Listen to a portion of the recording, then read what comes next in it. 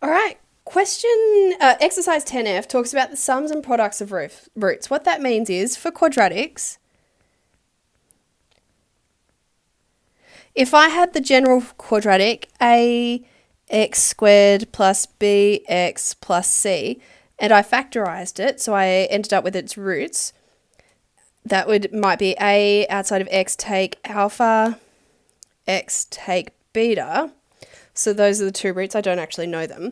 Then we can figure out certain things based on the roots. So we're going to talk about certain relationships. So I'm going to expand these brackets. A outside of x squared, take x beta, take alpha x plus alpha beta. So that's ax squared plus bx plus c equals ax squared, take a x beta, take a alpha x, doesn't matter which order you write these by the way, plus a alpha beta. If we then equate all the x squared terms, well, a equals a, that's no surprise. But bx is these ones. So if I have bx equals negative a beta x, take a alpha x, and I get rid of the x's because they appear both sides, then b equals negative a times beta, take a times alpha.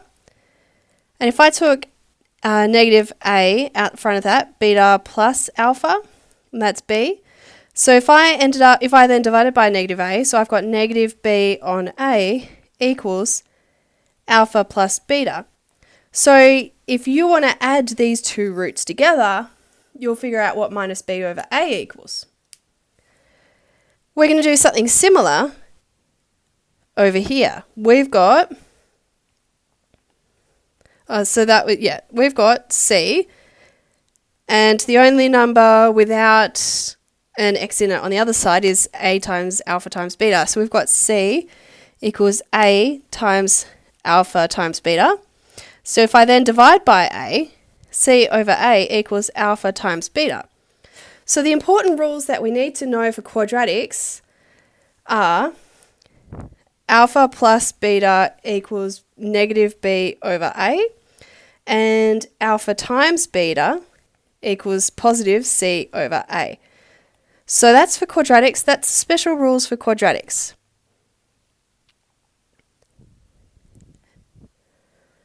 And we can derive cubics, so that was for quadratics, hang on. We can derive stuff for cubics in a really similar way. If you want to see how we did it for cubics, then go back to the textbook. I'm not going to bother going through that. They did a lot of expanding and stuff. So for cubics, we know, well, cubics are going to have three roots, yeah?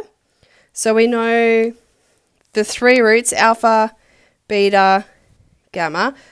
So this is y equals ax squared plus bx plus c roots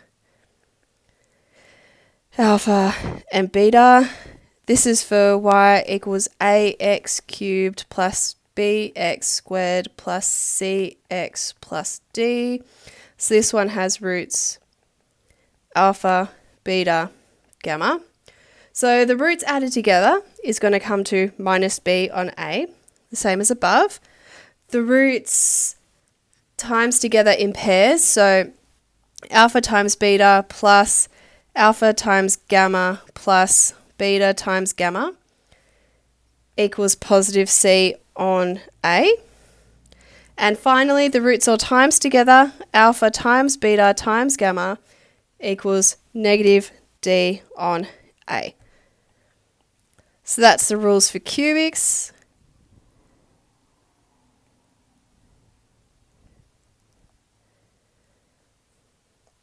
And one more lot to go. We've got quartics.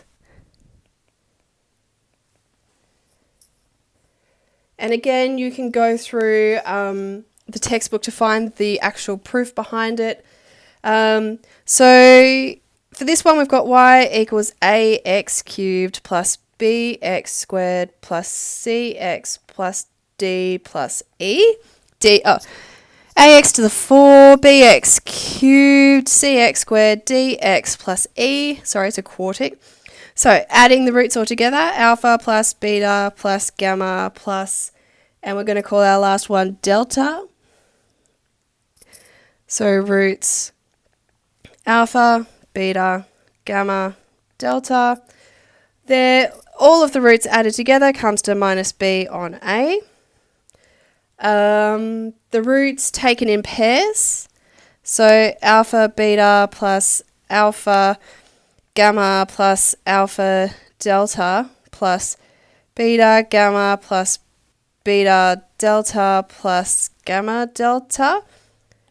Definitely need to move this over.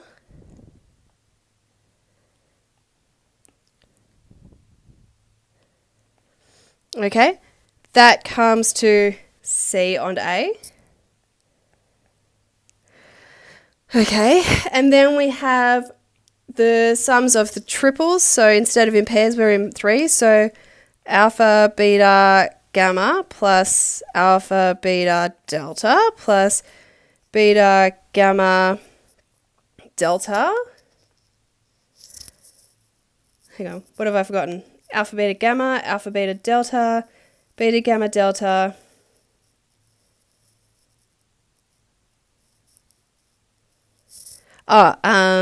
Alpha, gamma, delta.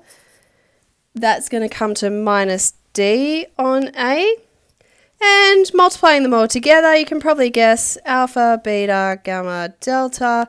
It's going to come to E on A. Gosh, that was a lot.